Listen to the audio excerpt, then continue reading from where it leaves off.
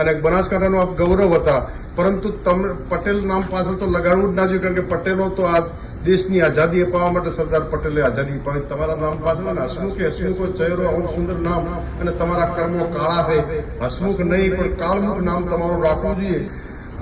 હસમુખ પટેલ એના જે વિધિવત રીતે જીપીએસસીની પરીક્ષાઓ લે છે, બંધારણીય હોદ્દા ઉપર બેઠા, પરંતુ મારી દ્રષ્ટિએ હસમુખ પટેલ નામ કેવું એ પણ મને દુઃખ લાગે છે. ઈબીસીમાં પણ અન્યાય કર્યો. ઈબીસીમાં આવતી બીજી કોઈ પણ કોમને નથી લીધી. તમામ વિદ્યાર્થીઓને જેના 64% 65% હોય લેખિતમાં, અને એને તમે 10% ઇન્ટરવ્યુમાં આપી દો, અને જેના 39% હોય એને તમે ઇન્ટરવ્યુમાં 90% આપીને ગુજરાતની ધરતી અને તમે બનાસકાંઠાના પનોતા પુત્ર હતા એનું મને ગૌરવ હતું.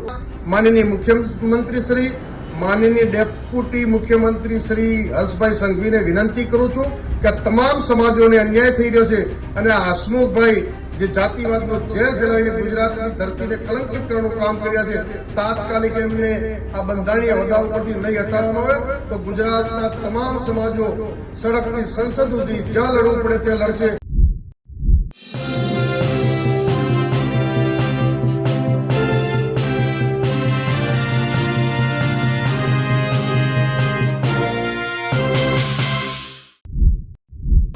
રબારી સમાજના આગેવાન ઠાકરસિંહ રબારી આજકાલ જીપીએસસીના ચેરમેન હસમુખ પટેલ ઉપર નારાજ છે. તેમણે હસમુખ પટેલને કાળમુખ સુધી ગણાવી દીધા અને વડાપ્રધાન નરેન્દ્ર મોદીથી લઈને સીએમ સુધી તેમની ફરિયાદ કરી છે.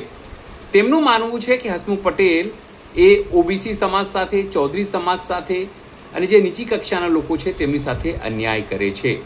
તેઓએ સોશિયલ મીડિયા ઉપર પોતાની વાત મૂકી અને નારાજગી દર્શાવી.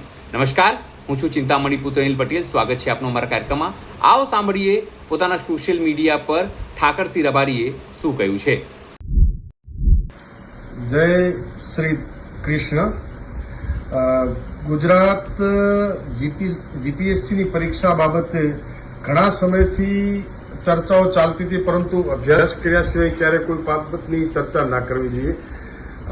હસમુખ પટેલ એના જે વિધિવત રીતે જીપીએસસીની પરીક્ષાઓ લે છે, બંધારણીય હોદ્દા ઉપર બેઠા, પરંતુ મારી દ્રષ્ટિએ હસમુખ પટેલ નામ કેવું એ પણ મને દુઃખ લાગે છે.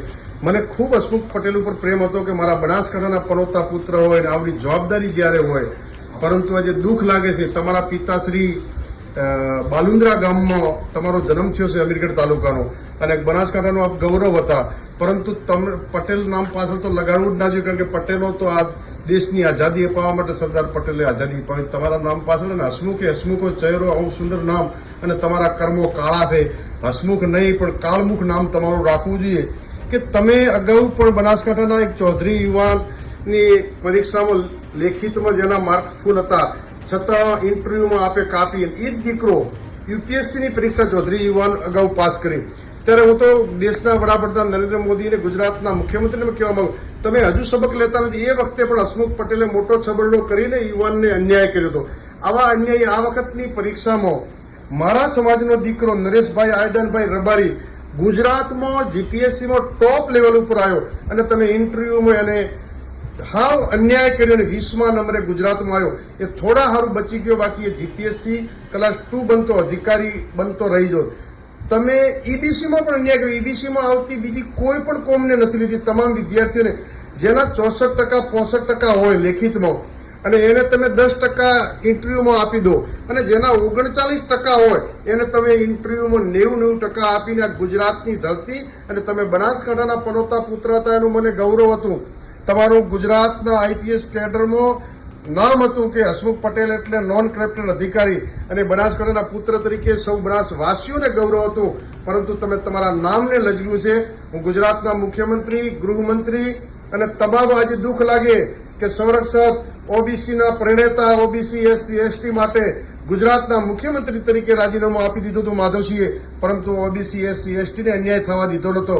આજે જયારે ઓબીસી એસસી એસટી સમાજો હોય કે ઈબીસીના તમામ સમાજ, તમે જાતિવાદનું ઝેર ફેલાવીને આજે દીકરાઓ પોતાના ઉજ્જવળ ભવિષ્ય માટે જીપીએસસીની પરીક્ષા આપતા હોય, અને તમે એને તમારા પાપના ઘડાઓ તમે અન્યાય કરો. તમે કરપ્શન નથી કરતા તો તમે જેના 64-65% હોય એને તમે ઇન્ટરવ્યુમાં 10% 15% આપીને અન્યાય કરી રહ્યા છો, અને જેને 39% હોય 40%, એને તમે ઇન્ટરવ્યુમાં 90% આપો. માત્ર ને માત્ર એક જ વ્યક્તિઓને આવું અન્યાયકારી વલણ તમે બંધારણીય હોદ્દા પર બેહીને કરી રહ્યા છો. ત્યારે ગુજરાત સરકારના માનનીય મુખ્યમંત્રી શ્રી, માનનીય ડેપ્યુટી મુખ્યમંત્રી શ્રી હર્ષભાઈ સંઘવીને વિનંતી કરું છું કે તમામ સમાજોને અન્યાય થઈ રહ્યો છે, અને આ હસમુખભાઈ જે જાતિવાદનો ઝેર ફેલાવીને ગુજરાતની ધરતીને કલંકિત કરવાનું કામ કર્યા છે, તાત્કાલિક એમને આ બંધારણીય હોદ્દા ઉપરથી નહીં હટાવવામાં આવે તો ગુજરાતના તમામ સમાજો સડકથી સંસદ સુધી જ્યાં લડવું પડે ત્યાં લડશે.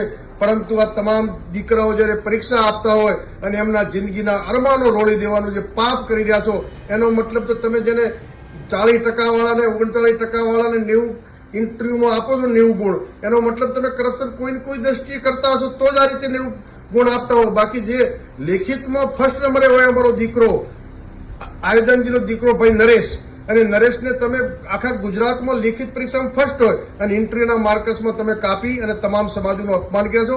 ગુજરાત સરકારને માનનીય મોદીજી તાત્કાલિક પગલાં લઈ અને આ બંધારણીય હોદ્દા ઉપરથી હસમુખભાઈને હટાવે. એમનું નામ પણ હસમુખ નહીં કાળમુખ રાખવું જોઈએ. આવા અધિકારીએ જે ગુજરાતની ધરતી અને બનાસકાંઠાના પુત્ર થઈ અને તમે કલંકિત કર્યું છે, દુઃખદ બાબત છે. તાત્કાલિક બંધારણીય હોદ્દા ઉપરથી એમને હટાવવામાં નહીં આવે તો ગુજરાતની જનતા જ્યાં લડવું પડે ત્યાં લડીશું. ઠાકરસિંહ રબારીની વાત સાંભળીને આપણે શું લાગે છે જરૂરથી મારા કોમેન્ટ બોક્સમાં કોમેન્ટ કરજો. એ સિવાય અમારી યુટ્યુબ ચેનલ લાઈક કરો, સબસ્ક્રાઇબ કરો, બેલ આઇકન દબાવો. સાથે અમારી વેબસાઇટ છે www.gujaratplus.in, ત્યાં પણ જઈને તમે વધુ અપડેટ થઈ શકો છો. અત્યારે માટે બસ આટલું જ. નમસ્કાર.